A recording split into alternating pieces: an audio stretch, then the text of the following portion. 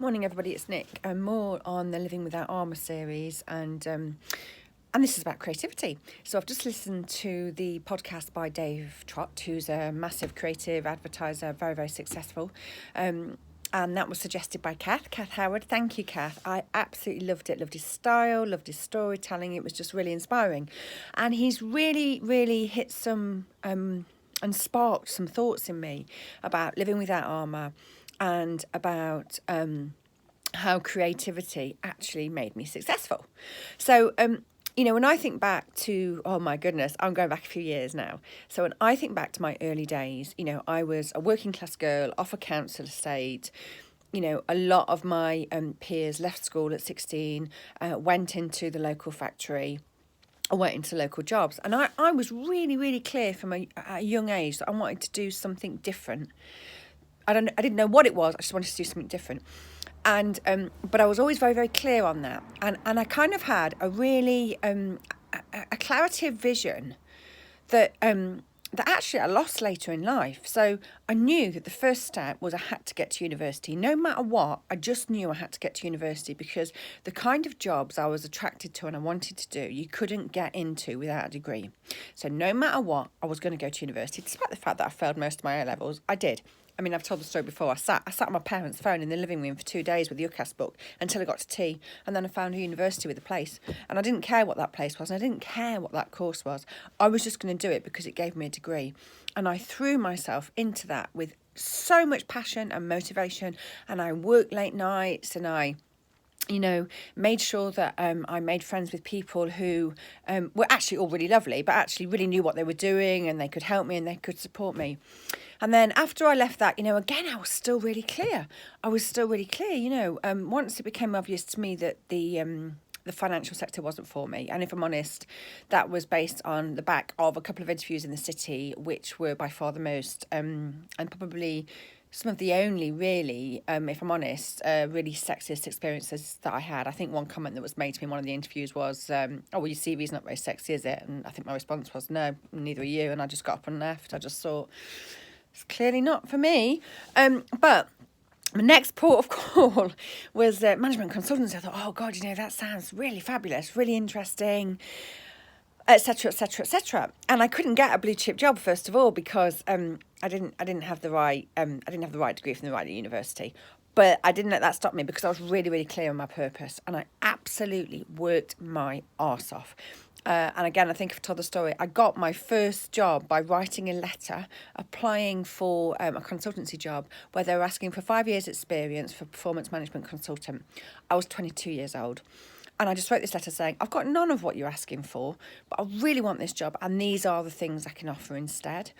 And the guy, I remember him to this day, Ben Johnson-Hill, fantastic mentor and role model of mine, was just so impressed with basically my courage and tenacity. He interviewed me, and as they said, the rest is history. And you know what? I was so driven. I was in that office at 6 a.m. I did everything. I was like a sponge. I absorbed every bit of information. I was so inspired. I was just so motivated. I was so driven by this purpose. And it was brilliant. And I did my apprenticeship with them, and I just learned so much. And, I got to a point where my sponge was, it was full there, and it was time to move on. And I did move on, and I got my first break with a company in London, and they were just so brave. They wanted to give me a chance. They just really liked what I did. They weren't doing some of the stuff that I was doing, and they wanted me to set up a new service line. And I did, and I loved it, and I became part of their senior management team. And I think at the time I was slowly in my 20s, and that was such a massive deal. But again, it came back to the fact that it was blood, sweat and tears, but my God, was I motivated, and did I have a purpose? And exactly the same happened when I joined Deloitte, which was just kind of, my dreams just came true. That was the kind of pinnacle for me. And it was a wonderful, wonderful time with lots of amazing people. It was in the early days. It was fun, the dot-com thing was just really coming to life. We were free. We could come up with massively creative solutions. We were all self-empowered people in, just groups of basically network teams. We had enormous freedom, and it was a really, really special and wonderful time in my life. And again, I was really driven. I was really driven by purpose and motivation. I went into, every initiative that was going. I remember that a course came out, and it was a course that was aimed at a grade higher than me. And I thought, I want to go on that course. And I spoke to people who ran it and they said, oh, sorry, Nick, it's for this grade upwards, so, maybe next time. And I thought, you know what, I'm not taking no. No just means I need to find another way around this. And, I just kept going. I just kept going up the levels of seniority until I got somebody to say yes. And actually, I didn't piss people off because they were just really impressed with my tenacity and resilience. And I was just like, I want to be on that course. I want to learn what you guys have to teach me. And I went on that course. And I loved it. And so driven. And then, I went off to set up my own company. And again, I was really clear on my purpose. I was really, really clear on what I wanted. And I was highly motivated. I set up a 6-figure business. I worked every hour God sent. I went to every morning breakfast networking meeting.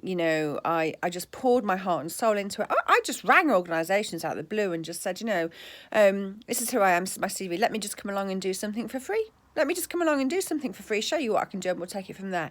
And some of them said, okay, yeah. And that's basically how I got started.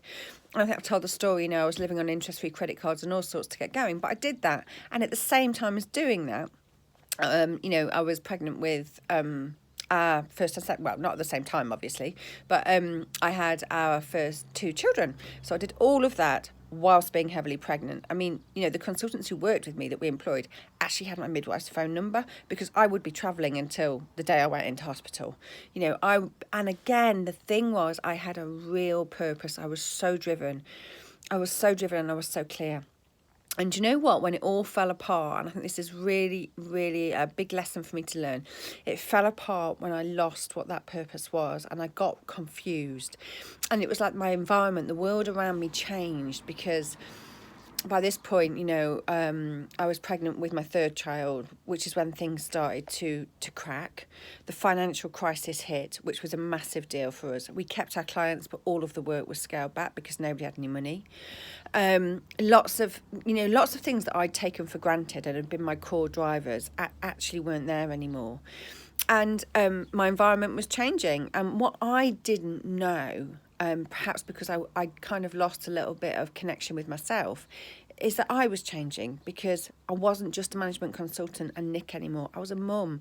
I was a mum to 2 children and about to become a mum to 3 children. And I got really lost. And I would call them the wilderness years, if I'm honest. And it's only now, I'm 2 years back. I'm 2 years back into my working life now after having about 6 or 7 years out. And I say out, I always kind of kept my eye on what was going on. I've always been curious and, an absorber of information and knowledge. But, I wasn't working. I was doing things like bringing 3 children up, running this mad house and little, small holding, whatever we want to call it here. And also I was doing a bit of a vintage boutique on the side and, expressing and starting to learn about my creativity streak. Mainly, I guess, because I'm just hyperactive and have to be doing something. Oh, yeah, and I was on the squash court a lot. But there were the wilderness years because I was lost and I lost my purpose and I kind of lost sight of things and my environment changed very rapidly and I didn't evolve at the same rate. And that's, I think, when I got postnatal depression and effectively kind of shut down for a little bit. So it's really interesting that now I'm back. It's taken me 2 years and I'm still building that purpose and that intent every single day. Every single day I learn something different. Every single day I think, aha, that's it. And, it finally feels like it's coming together and I've just been revamping my website and so forth. And the whole point to this is to say, I think when we are driven and when we have that clarity of purpose, we just, we've got fire in our bellies and we go for it. But when we lose that, it's really important to try and connect with ourselves and just try and step back a bit and go, actually, things don't stay the same forever. We do evolve, things do change, we do change our purpose, we do change our motivations, we do change our desires, and that is absolutely fine because that is the natural process of life. And for me, I think I fought it. I think I fought it, and I don't think I wanted, it's the irony, isn't it? I don't think I really embraced the change when I needed to. So Mother Nature stepped in and made me embrace it anyway. And there is an irony to that, considering what I do. But I think it's really important, and the point of all of this, living without armour, is it's okay for your purpose to change, and it's okay for you to change, and it's okay for you to go, actually, do you know what? I'm moving on, and I have different desires and I have different drivers, and when you can get in touch with them, your heart sings, and you are off, and you will make it happen, and that's what's really important to do. So I hope that helps. Everybody have a great day. Take care. Bye.